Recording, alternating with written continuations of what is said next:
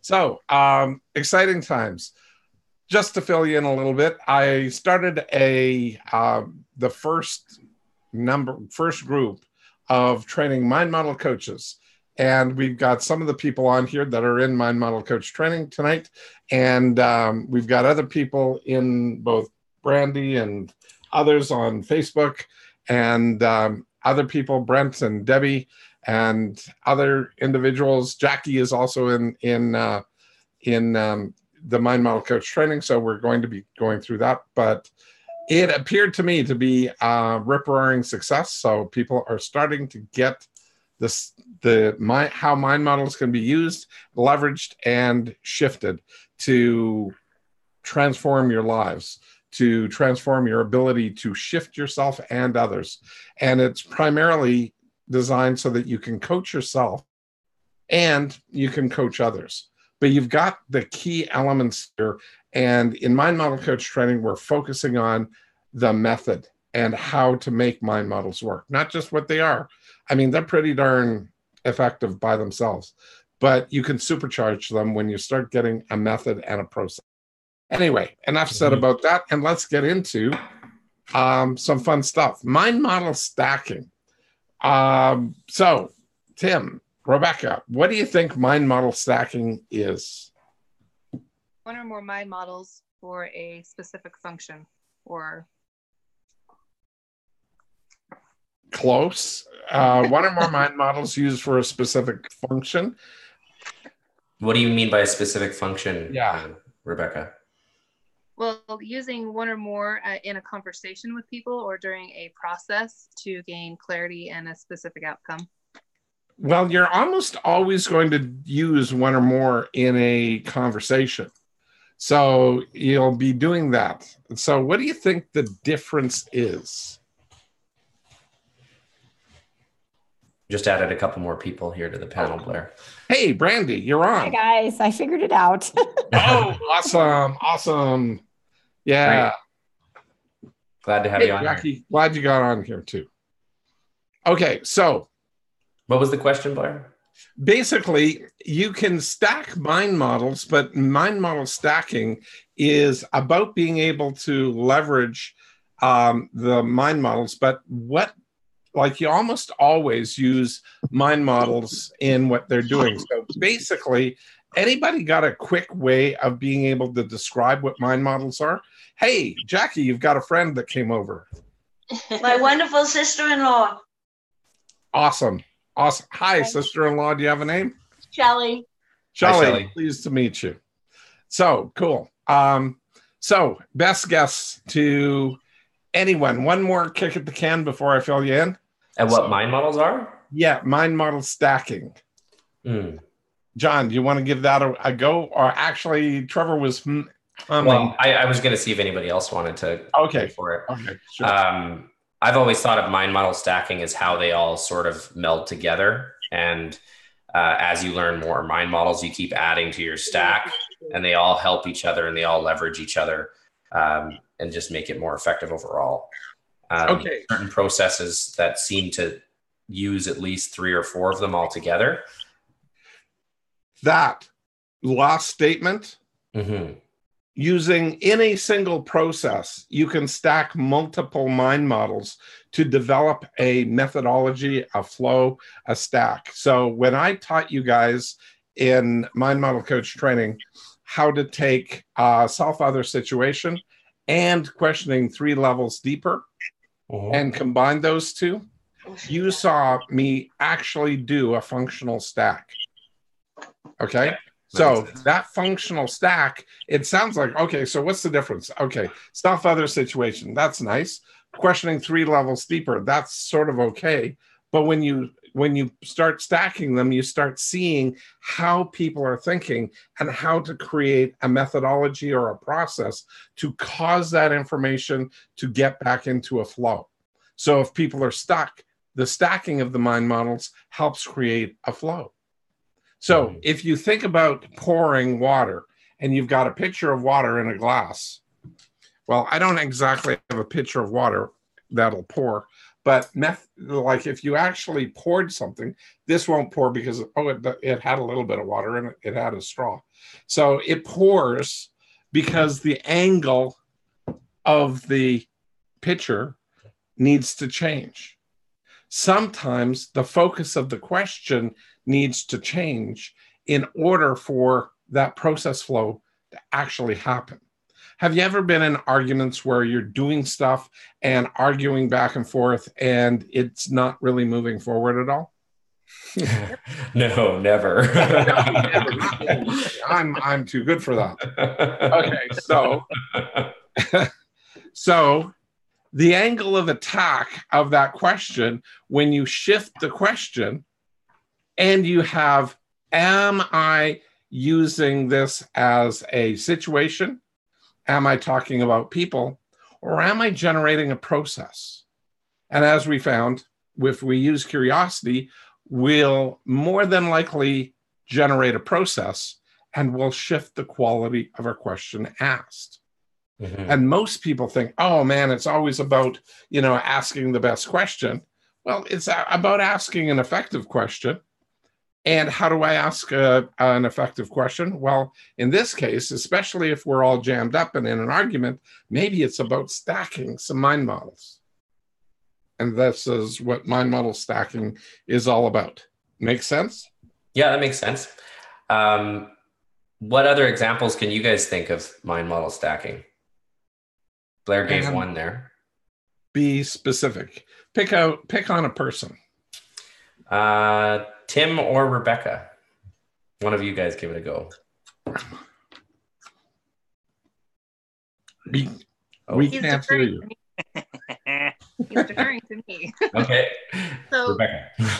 So to make sure I understand the question, you want to know what other mind models you might be able to stack in a process? Yeah. So Blair put together an example of one stack that we learned in mind model coach training. I was curious if you could put together another one. Safety versus comfort, general versus specific, and fiber of communication.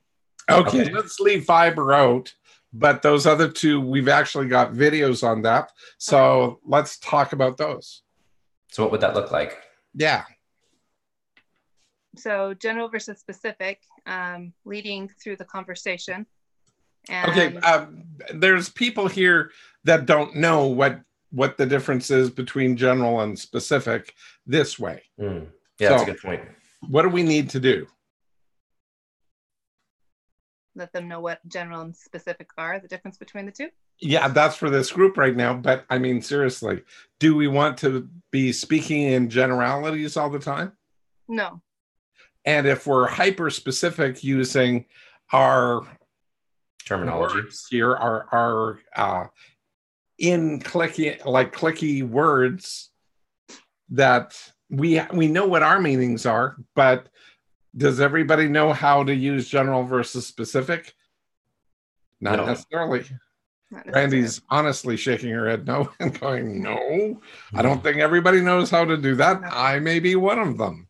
And in this case, I may not be, but I think it's just too specific to a mind model. So we're going to have to move that along a little bit. So general versus specific is? Taking a generalization and moving it down to something that's a little bit tighter in the conversation. So saying I'm feeling good versus I'm feeling happy. General feeling versus a specific feeling. Okay, and what kind of happy are you feeling? Or what specifically caused you to feel happy? I got my tasks done for the day, so I'm not feeling overwhelmed and I'm feeling happy about what I accomplished today. Okay, so it's happy regarding accomplishments. Yes. Okay, so that level of specificity is you're just not walking around happy because you're happy. You're walking around happy because you got stuff done. Yes. Okay, cool. Now, what was the other mind model that you wanted to stack with that? General versus specific and?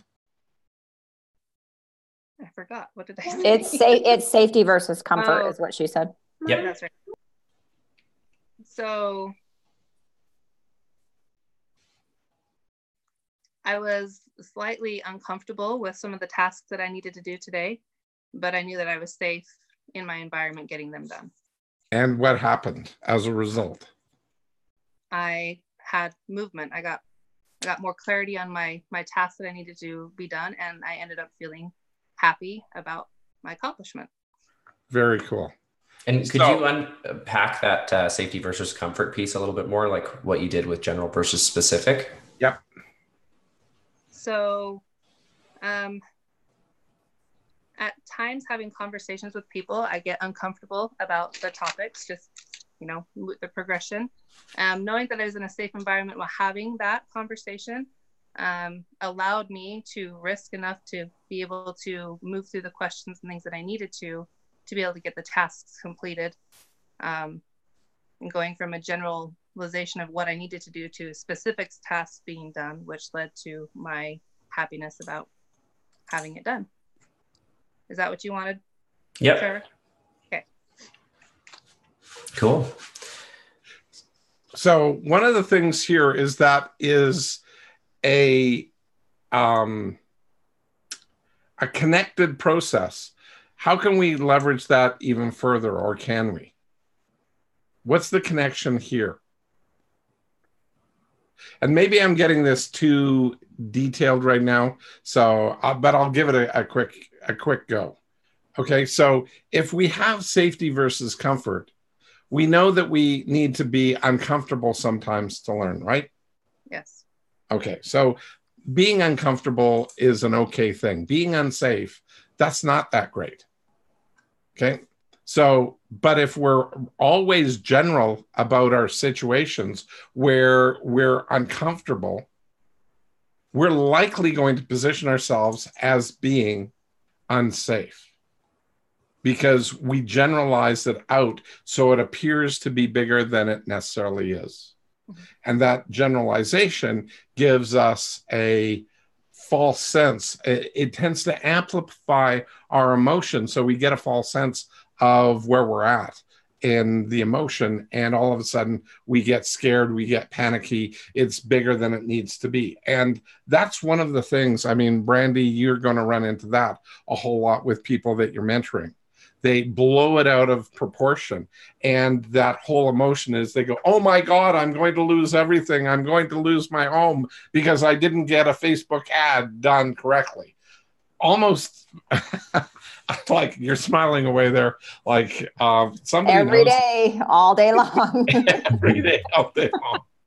Absolutely. And so you get this kind of thing. So that's where mind model stacking and shifting people from safety versus comfort into knowing you're uncomfortable, right? And so I'm going to use that scenario there. You're uncomfortable. So do you want to role play with me? Are you able to role play a little bit with me, Brandy? Yeah, I can role play. I just have my 7-year-old, so I'll Nice. mute out when I need to, but it's okay. Okay, cool. Okay, so your darling 7-year-old? Yeah. She was so cute. She is pretty cute. Yeah, she is. So I don't mind. So anyway, so you be the person that needs to be managed, okay? And Okay. we'll sort of do a role reversal and sort of give you a little bit of ammunition maybe to start on some moral with some people. Awesome. I love it. Okay. Okay, cool. So you just want me to lay it on you? Okay. Yeah, anytime. So what seems to be the problem, Brandy? Oh my gosh, I've spent so much money. This platform just isn't working. I mortgaged my house for this. I took out an extra loan. I've spent all this money on ads and it's just not working. Like nothing's working. I can't get, I've been doing this video ad and I've changed it and I've tweaked it and we're like Excuse me, is it okay if I ask you a question? Yes, for sure. Okay, cool. So first of all, I do a mind model stacking. First mind model I stack in here is alignment. So the first thing is I ask for permission. So, and did you notice how just by asking permission, it started taking the wind out of your sails? Mm-hmm. Okay. And the pressure goes down. And you can try and be really, not nice about this and I'm cleaning up my language because your 7-year-old is around. But you can really be not nice about this, and still it does tend to take the wind out of a person's sails when they've got a head of steam up. Now, so I just asked, do you mind if I ask you a question? Yes, that's great. Okay, so is it okay for you to be uncomfortable when you learn? Yeah, it's okay to be uncomfortable while I learn. It's not Good. fun, but it's it's yeah. it's okay. I totally agree that it's not comfortable at all, but it and definitely not fun. But is learning always comfortable? No. So do you think this might be an indicator that you're in a process where you can discover what works and what doesn't work? Yes. Well, being in a process where you can discover what works and what doesn't work, is it likely that you're going to only be doing the things that work every single time? I wish, but probably not. Well, I actually wish you not quite the opposite, but I wish that you to have effective mistakes. How come? How come I'd wish that on you? Probably because I don't think we learn anything unless we make mistakes. If everything just goes smooth, then we can't repeat it because we don't know what worked and what didn't work to begin with. That is so true. Like, I mean, honest to God, if you don't make mistakes, you will never know exactly what really works. So you can't make it duplicatable. And you're in the process of making mistakes and figuring out what works. Okay? Now, it's scary. I totally get that it's scary. But I don't think, well, actually, I'll ask you another question if you don't mind. Sure. And that is, if you asked yourself this question, is it reasonable for me to be shaky and scared about this scenario? Is that reasonable? It's probably reasonable where I've borrowed all that money from my house and stuff, but yeah, scared. It's probably reasonable. Yeah, it's pretty scary. Yeah. Now, is there a way for you to start taking incremental steps to learn how to be more effective as you go through this and learn? Yeah. If you broke things down to smaller steps, do you think you might actually learn faster? Yeah, I think I probably would learn faster by breaking it down. So by creating all of this fear for you, are you making your fear bigger or smaller? I'm making it bigger. Do you think that might be something to figure out how to manage by chunking things down? Yeah. How do I do that? Well, first of all, we can go through your ad and we can start taking a look at the chunks there. But you've got to get a disciplined approach to know what those metrics are so that you can have it measured against a known standard. And we have those known standards already, so that if you turn off your ad too soon, you're not going to get the metrics, which means you've more or less wasted your money, the spend on that ad. Right. Okay. And you don't want to waste any more money. Exactly. So it's scary. I get it. But you have to let that ad and the algorithm, Facebook algorithm, run its course and figure out stuff. And when it starts figuring it out, you know what to do next.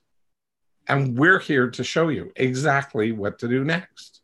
Okay. But if you don't do that, it'll take each time you're going to waste money, then go back in, try to let it go longer, waste money, try to go back in, make it work, and you're spending way more than you need to.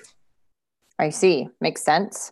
Okay, so can we agree that you're going to set a specific budget, a specific time, and hit the numbers that we agree upon? Yes. Great job. Okay, does that make sense to you now? Yes, it does. Is your fear still huge, or is it down to a specific issue? It's down to a specific issue, but I still have that feeling of, that scared, like you talked about. Is it reasonable to be scared? Yeah. And it is reasonable to be scared. You're starting a new business. It's not always for the faint of heart, but it seems to me like you've got it so it can get into a manageable sense. Is that accurate, or is it not manageable yet? It's probably not manageable yet. I just started, so I hear you. I have a lot to learn and a lot to figure out. So can we take this offline and have a specific conversation about what those metrics are, so Yes. that I know you know? Yes. And what they actually have to be.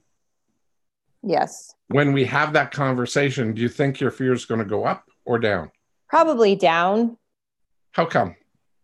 I think breaking it down in chunks and understanding, starting to understand how it all works would make me be more excited about learning it, for one, and two, knowing what to do when it's not working on my own and not having to wait to find someone to help me work through it.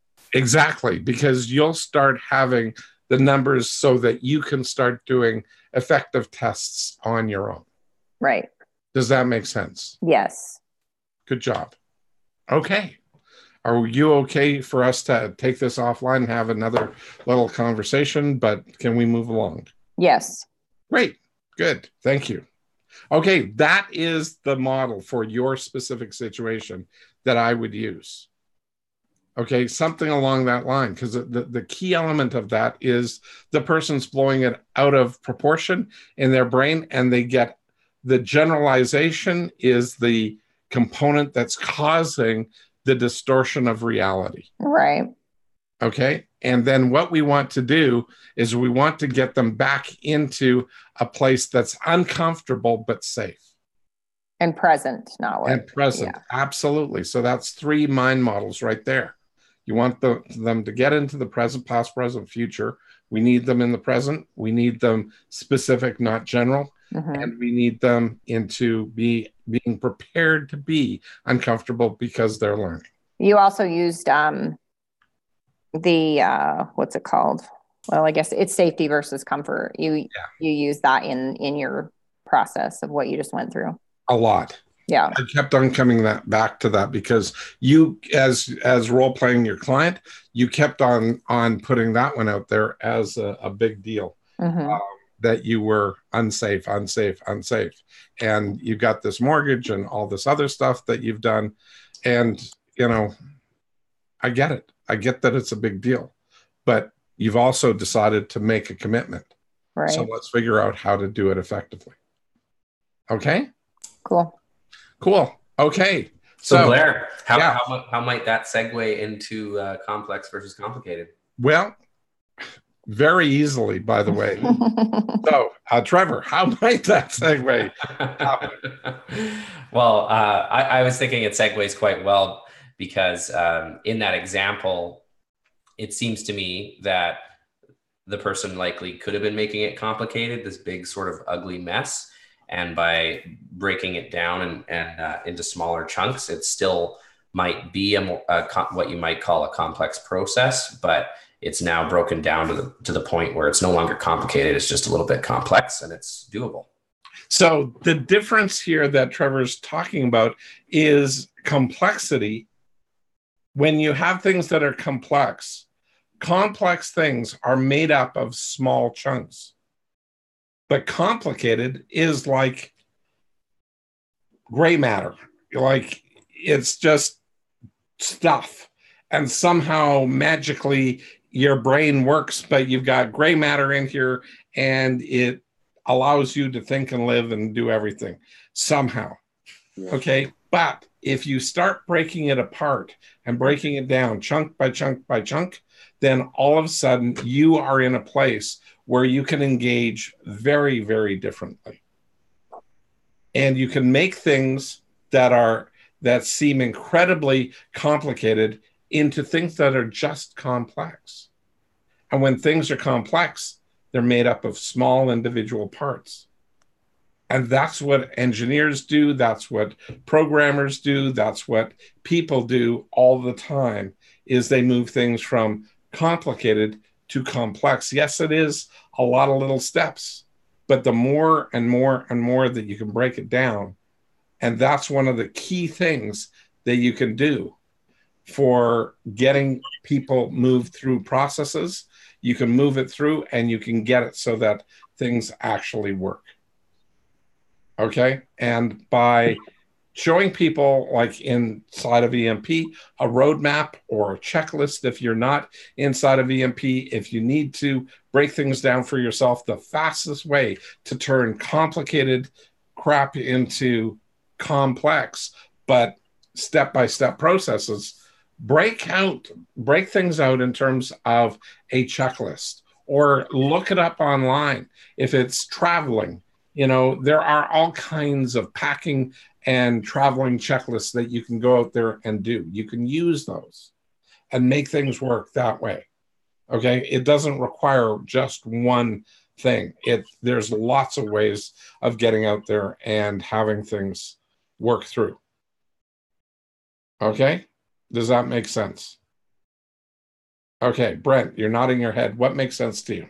Yeah, absolutely. The whole complex and complicated thing is something that you touched on with me. I believe it was either the coaching call that we had. We went over like 2 hours. I think it was when I met you in LA, honestly. Yeah, I think it was part of it, but it was more recent. It was one of the 2 weeks, and we talked about it because it was the profiling session, because you talked about my mind being more of a problem solving type, and seeing things as complicated versus complex, and not getting something done, not doing the work I want to get done, is because I'm seeing it as complicated, and it's just so much going on that there's no clarity on which way to go or the directions ahead, that I just don't even bother doing it. Exactly. It gets overwhelming, doesn't it? Yeah. And you pointed that out, is to break it down into small steps as being complex, because complex problems, it's problem solving. You're chunking it up in little pieces at a time to get to the end result, the end goal, to finish the exactly problem, find it out. So that was. And then you can do things. And the smaller the step, the faster it can get done. Yeah. And when you leave them as huge steps, the longer it takes, because they're big. Yep. Okay. So it's this whole idea of creating the appropriate size. And when you're working with other people, size matters. And the reason that the size matters is different people have different preferences for how big of a problem they can solve. And when people are starting out, it's almost an automatic: start as small as you possibly can, because that gives people a win, and then another win. And then you start stacking the wins, and all of a sudden people start getting on a roll, and you can have win after win after win. And they come back and they say, yes, I was able to do that. Yes, that's the next thing I can have. I do this in relationship training back in the old days, just working with people, is get small things that people can agree on. And so they're in a relationship, you can have a win. Mm-hmm. So, I mean, it doesn't really matter what it is. You can have a win, and you can start transforming your life with wins. And that is powerful. Okay. Blair, yeah. Would you say that complexity is more of a stuck state and also more emotional? It tends. Sorry? I'm sorry, complicated versus the complicated end of the spectrum is more of a stuck state and more of an emotional. Because there's more of an emotional component to the complicated than to the complex. How come? And you're right, there is. Complicated is more emotional. How come? When I say the words, when I think of that, when I think of something complicated, there's a feeling that comes with it. There is, and you were almost doing that feeling, like closing your eyes and going. Yes, it's like there's a block in front of you, a wall. Yeah, but what word did you describe that feeling? I can't or I don't know how to. Okay, Anybody? I would say it's like overwhelmed. Like it's just like so big you can't do anything with it. Like it's just There's large. 2 words that I put to complicated. Overwhelm is my number 1 pick. When you get overwhelmed, it's like, oh my God, I can't do this. I'm so overwhelmed and frustrated. Perfect. That's it. I'm overwhelmed and frustrated. And it's like, I can't do this again. I'm frustrated to tears. Okay. And it's like you're driving yourself nuts with trying to problem solve this thing. And you can take the same thing and apply it in relationships and go like, I can't have another argument with you. I'm so frustrated. I'm completely overwhelmed. Don't talk to me right now. I need time. Okay. I need to unwind. Okay. I need my own space. Okay. It's best to give that person a little bit of space and then revisit. Okay. Makes sense? Okay. So that's in relationships. In business, people overwhelm themselves because they have an expectation to be able to do things within a certain period of time. They can't do it within a period of time, and they get overwhelmed because they start chunking up the problem, like making it bigger and bigger and bigger, and that goes into generalizations, and they look at things in the worst case scenario. They've got a 5-year mortgage or loan again with a mortgage on their house, and they think that 5 years is going to go by and nothing's going to change and they're going to lose their home. Okay, let's pull it into something that's more reasonable. In 5 years, most people who really figure this stuff out on online marketing can start, except for Blair here, who's a little bit of a slow learner, spending $104,000, not getting anywhere fast. And then in 1 year, without spending a dime on additional advertising, putting together and closing while doing the first half of Mind Model Coach training with 0 advertising, all free, 100% free Facebook advertising, doing what Brandy and many other people have told me to do, and that is do Facebook Lives. And all of a sudden I have $112,000 Canadian of cash flow. Okay, so just sharing and 0 ad expense. Now, I've got other expenses. I've got hotel costs, book costs, other costs. But, there's some profit in there now, especially if you just minus 104 from 112. There's a little bit of wiggle room left. So, not a lot. But, hey, it can be duplicated. And we can build on that. There is a possibility. So we are planning on doing another Mind Model Coach training. And Brandy, you were saying that. And so we're going to do one this coming fall. So let me know some dates that work for people. Put up your hand. We're collecting names and whatnot. So just if you're out there and you're interested, let me know. It's this one's exciting. It's cool beans. Yeah, it's been awesome so far. Yeah. I've gotten a lot out of it. Trevor's actually, I know he's on here with me all the time, but this is the first time that he's taken this Mind Model Coach training. So it's brand new. First time. We've done it in a different format before, Melissa and I, but it's pretty exciting to be able to go out there and make things happen this way. So it's cool. And new and improved. It actually is, because mind model stacking we didn't actually have it in terms of mind models before. It was OE coaching. So operant effectual coaching is what we sort of took as the base, which we've taught before. But now we're moving this to mind models because we did a few things. Number one, we named and labeled the processes that we were teaching people in OE coaching, and we defined them as mind models. So they're cleaner, they're clearer, they're simpler to learn. They're smaller chunks of data, and you don't have to sort of go through an experience and become an operant effectual coach. In mind model coaching, you get this process and a methodology that is there where you use mind models as a coach. And that's how you do it. And it's so much cleaner.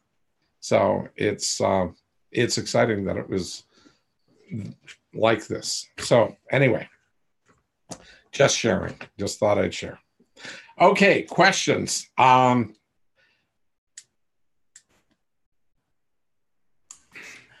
did you guys take from the lesson on complex versus complicated? I personally, there we go. Sorry, I'll go ahead. I personally took from complex versus complicated that in what I do with my students as well as myself, building an online business, if something is complicated, I just need to move it to the other side and call it complex and take the emotion out of it, chunk it down, and then I can digest that piece by piece. And I can also help my students, facilitate my students through that process as well. So think about putting yourself in that complicated headspace for a second. How do you move yourself from complicated to complex? Well, I personally, right now, what I do when things feel complicated to me is I will start with, okay, what's the first thing that I need to do to learn this? Or where might I find if I'm gapping out, like not knowing, right? Where's the first place I can go to find out this information to do what I need to do for this complicated task, right? Or complex, whatever. Okay. Brent, what would you call that piece that Brandy just did? She's asking questions, seeking clarity. Yes, she's seeking clarity. Mm-hmm. And John, which question concept is she specifically using there? She's using two. And it's not a what. I'll give you that as a hint. Oops. There was a where and a when. It was a where and a who. Who. Sorry. Where and absolutely. I was a who and a where. From and yeah, where might I go? So one of the things that is common, Brandy, you went with a where and a who, and that's probably the most common process. How come? How come? What causes it to become that common? I'm not sure. My personal feeling on it would be that I've been taught when I don't know something to either ask a question or seek clarity from someone I already know or go searching somewhere else. Right. Somewhere to figure it out. Tim and Rebecca, how come that's effective?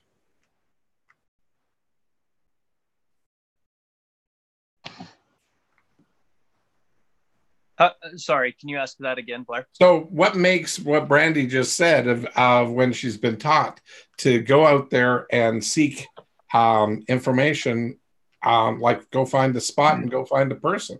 How come? Well, because the only way to get unstuck is to ask questions. And what makes where critical?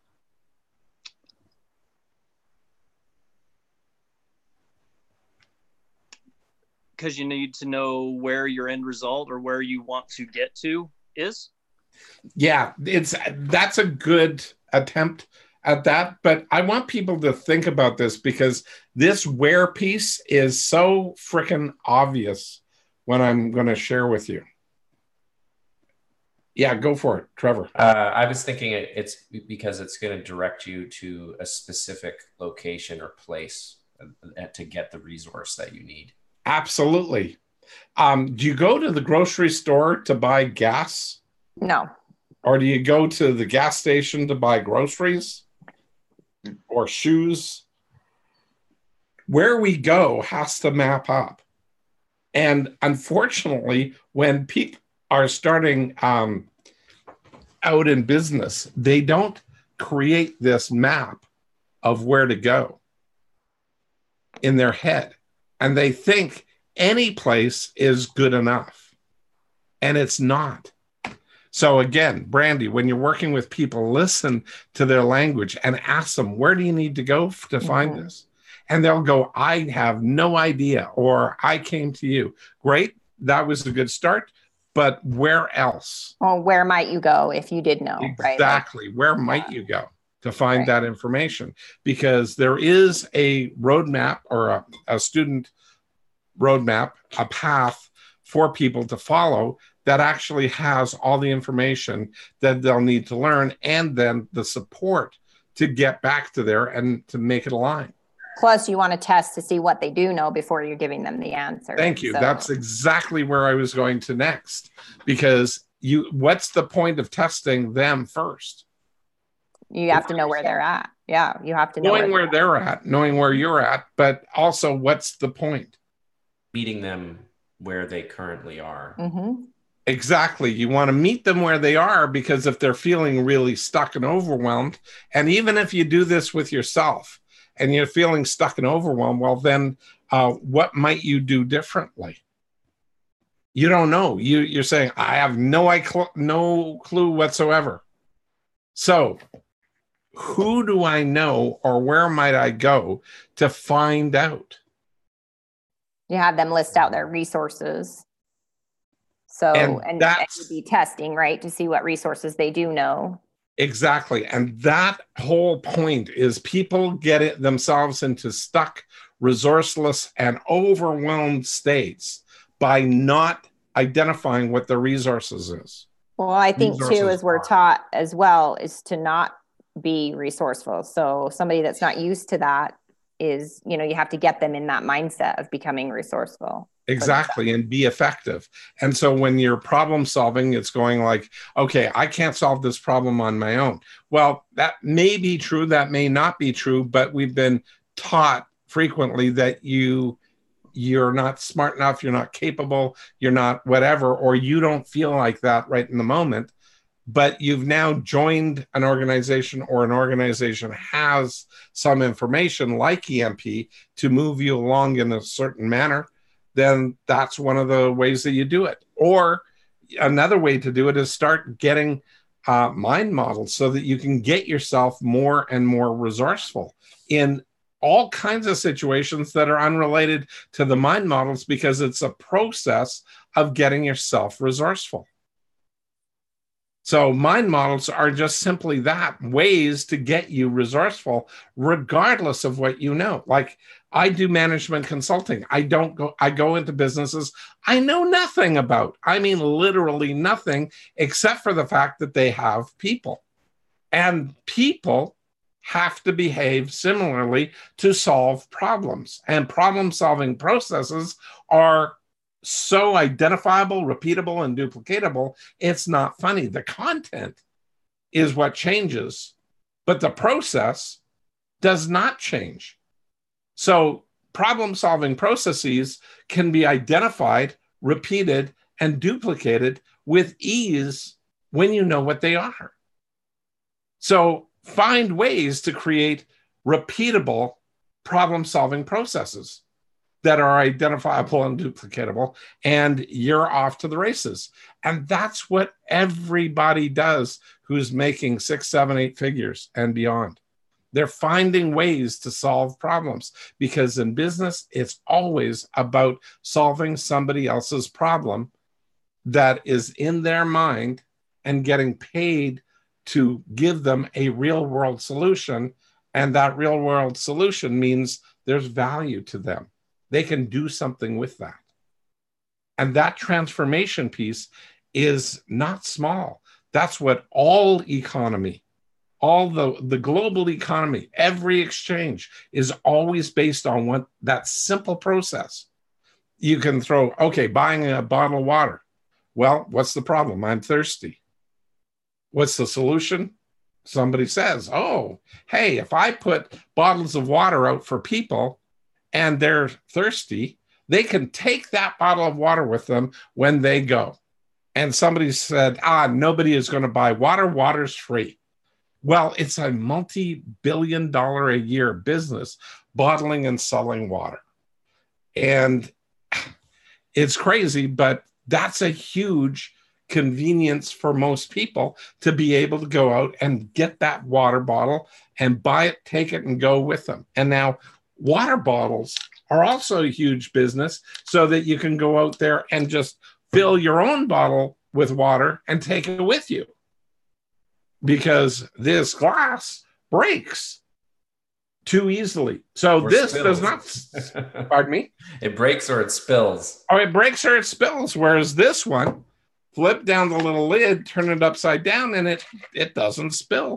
Amazing. Just a little problem of breaks or spills, like this one doesn't break. This one, don't want to do the same thing, probably would break. This might get really entertaining really quickly.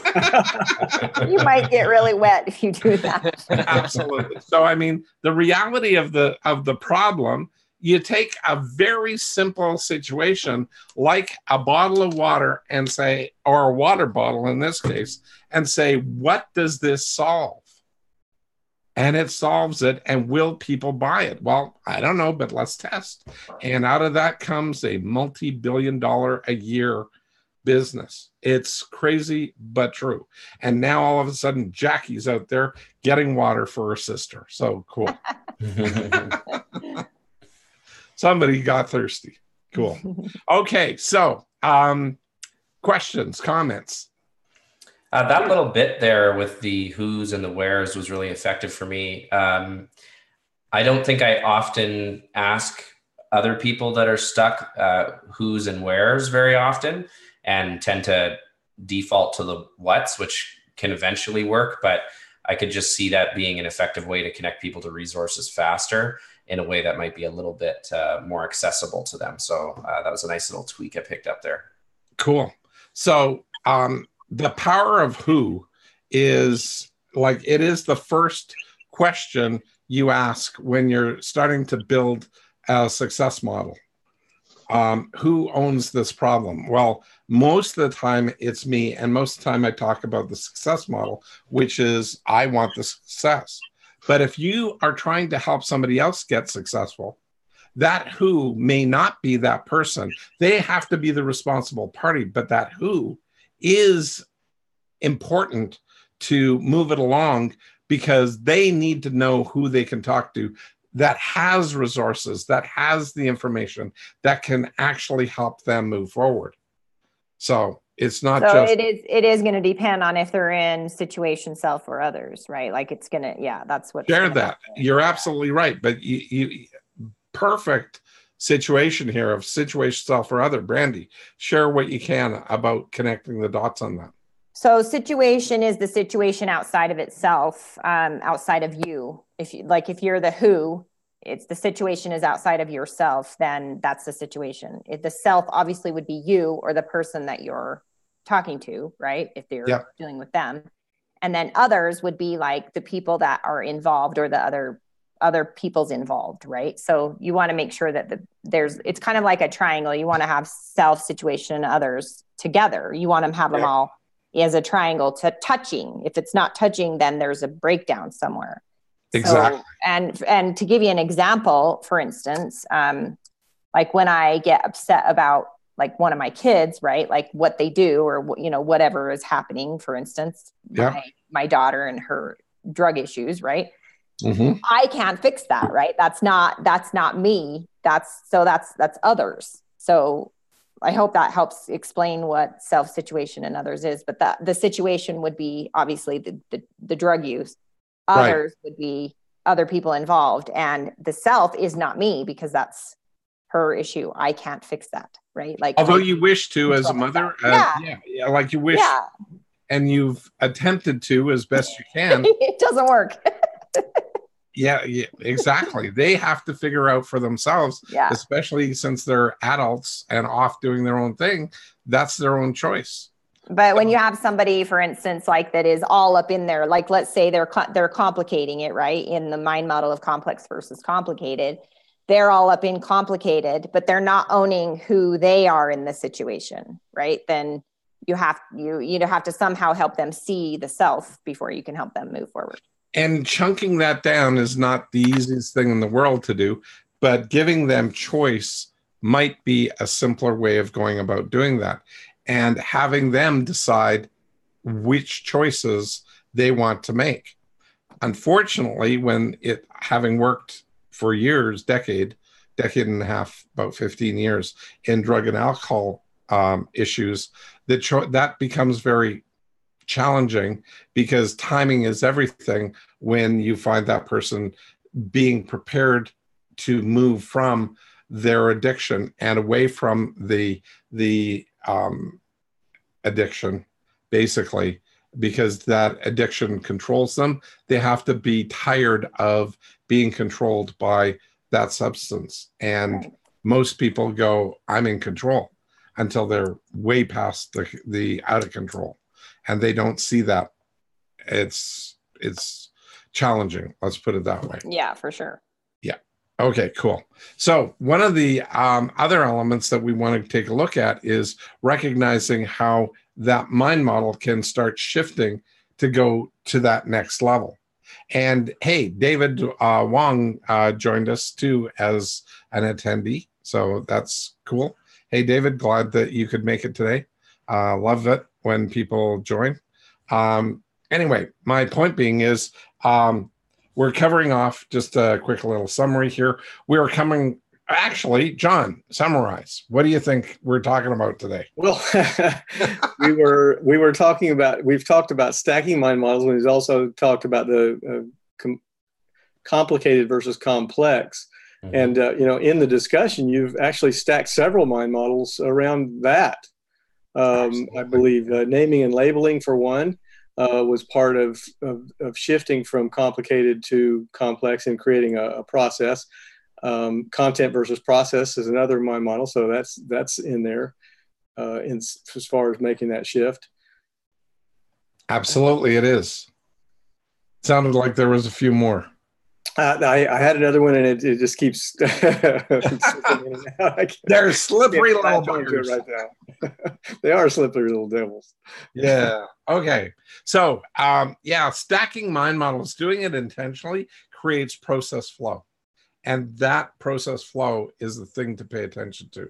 Now, when we can listen for where, like especially with Brandy working with other people day in, day out, and when she's listening for how other people are processing the information, with which mind model might they be stuck in that's not being effective, that is powerful, because then you have immediately go to a counterpoint. So complexity, they're in complexity. Great. I have another mind model I'm going to not share with you, but just name and use. So complexity, are they in complexity or are they in complicated?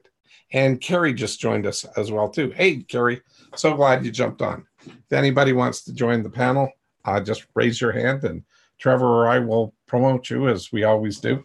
So anyway, my point here is that clutter, people like to also clutter their brain. And it's a spin-off of overly making things complicated. So it's not just complicated. It's now a complicated mess, which is clutter. Okay, it's just like throwing things up in the air and going, woo, okay. It all lands up and it's like confetti everywhere.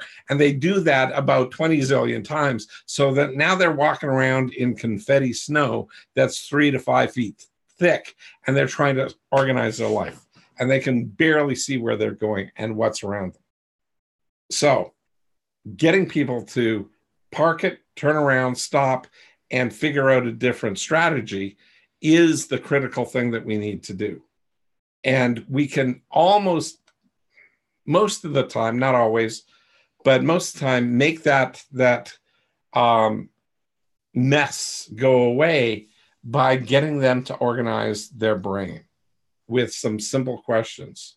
Whose problem is this? Because they usually make things complicated by making it somebody else's problem that they can't solve at all. Your daughter with the drug problem, I mean, Brandy, thank you for sharing. But that is like, I remember how frustrated you were the first time we talked about that, like frustrated, literally 2 tears and going like, oh my God, I've got to do something. Well, you do everything you can, and it is still not enough. And it doesn't really matter, because somebody else has to make a choice. And that's not you, because that's not a problem you can own. I wish you could, but I wish I could. but we can't. Nope. So yeah, that's just the reality of the situation. So it's super cool being able to leverage that on an ongoing basis, to recognize what you can own and what you can't own in terms of the problem. And when you recognize that, do you feel more or less pressure now that you figured that out? As far as that situation, less. I mean, obviously doesn't release any of the anxiety around it, right? Like, yeah, that's just how it is when you're a parent or, a sister, a mother, a brother, whatever that you have going through that situation. So, because you want to be able to fix it for them, and you can see the route they're headed down, but you can't do anything about it. So yeah, except be there and, watch them and hopefully catch them before they fall too hard. So, I mean, and I've been there a large chunk of my life, professionally catching people. I felt like I should be playing in the big leagues as a catcher, because that's what I was, is just catching people, giving people information and catching people so that nothing absolutely terrible happened to them, and then giving them choice right at that pivot point where they are trying to do something really stupid, and seeing if that may not be that point where they can finally pivot, because they're so tired and so hurt and prepared to give up. And you can catch them and show them not just hope, but mind models that can give them a way out, and ask questions. You don't teach mind models, you just ask the question concepts, which are mind models, and you get them to simplify. And they see an opportunity to change. And forgiveness and acceptance to others that are very common in religion, but functionally needed just as mind models on their own. So anyway, okay, enough of that. Moving forward into, you know what? I think I'm going to do something I rarely do here, is wrap up more or less on time. Wow. Oh, no. Oh, scary thought here. I was going to dive into something else here, and I just looked up at the clock and I saw, hey, it's 8:02. So we're almost a full hour in. And my goal was to make these about an hour long. So guess what? Yay me. I figured this your goal. Holy crap. This is amazing. Okay. So John, what did you pull from tonight's, the Blair Dunkley experience? Well, I pulled a much better understanding of the complicated versus complex. Good. And also the stacking of mind models. My concept of the stacking was sort of a natural overlap or interlacing that just happened because there were some similarities. And you put it into a much more intentional use in a process, which makes total sense because that's what you do. But it just makes it even more interesting to, okay, now how can I intentionally stack different mind models, and how might I in different situations? Exactly. And I'm going to build on that just a little bit here, because I go, when you have 2 or 3 or 4 mind models in the back of your head, and you go something like complicated versus complex, and you go, could I actually use complicated versus clutter as well? Have they cluttered up their life? Is it better to approach the problem from a complex or clutter? Because it's complicated. Right now it's in complication. So it's complicated versus clutter. And how can I move that through? And which area do I want to shift people to? Words are powerful things. And mind models are like words on steroids or supercharged, because they also have a way of sneaking into your brain and helping you find clarity when you didn't know that you could get clearer, just by the questions or by the way that the structure is put. It's cleaner because it's a mind model, and you're using the mind model. You're not teaching the mind model. You just ask the question with the mind model. So is that complicated for you? Would you mind if I showed you how It might still be complex, but we can chunk down complex things into small bite-sized chunks so you can do them. Is that okay? Yes. Absolutely. Okay. So there we go. Okay. Just taking that out for a little spin. So good job. So for you, 1 to 10. Oh, 8.5. Perfect. A little half point up from my favorite number. Thank you. Okay. Brent, what worked for you tonight? Oh, for me, the kind of like a refresher on the complicated and complex, to go over that again. And then the stacking is something new for me as well, to learning that. So kind of got the beginning of it, the gist of it, creating a flow using the mind model's intensity to create a flow and going from there. So I'd love to learn more about that and how to do that. So well, that unfortunately is a thing for mind model coach training. Yeah. So come on in, and I'd be thrilled to show you even more. Okay. Tim. Give it a 9. Sorry, 9. Thank you. 9. Tim. For me, I don't know that I had ever heard the complex versus complicated. That's I want to say this is the first time for that mind model for me. So could easily be. Sorry, what was that? Could easily be. Yeah. I don't know that I've caught that one before. So I mean, it was great to to hear the difference between complex, complicated, and to learn that one. Also with the mind model stacking, I kind of had the same idea as John did. Of it was I thought it was basically just using one mind model and then using another one, and then kind of just using them on top of each other, kind of thing, instead of blending them together and using them all in at once. So that clarity, that definitely worked. So. Well, we're not really mushing them together, but we are intentionally butting one up against the next one. Yeah. And so we are stacking them, like you said, but we're not just doing it randomly. We're going, oh, right. This is a path. This is a process that is higher probability for this person to gain clarity. Mm-hmm. Yeah. Okay. Yeah. Okay. So 1 to 10, sorry? 9 for me. Super. Brandy. So mine was, I really understood. I felt like I understood complicated versus complex really well. And maybe that's because I've used it, just didn't know what it was called. I think you must have, yes. Yeah. But also working through the role play, like using the align. Is that what you call it? The alignment? Is it process? Called yeah, it's the alignment process. Okay. That is stage 1. That is the first question out of a 4-step process for the alignment process. But the alignment process always starts with asking permission. May I ask you a question? Okay.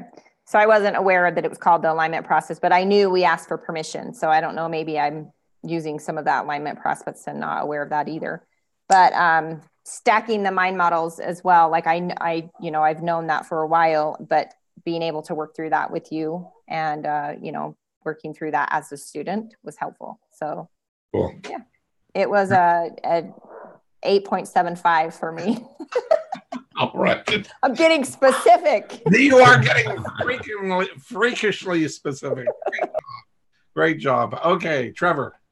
For me, the bit that I already mentioned about the who's and where's, especially when trying to help other people get resourceful, but I could also keep that in mind for myself. I just never really defaulted to that when asking other people questions. So that was my biggest takeaway for sure.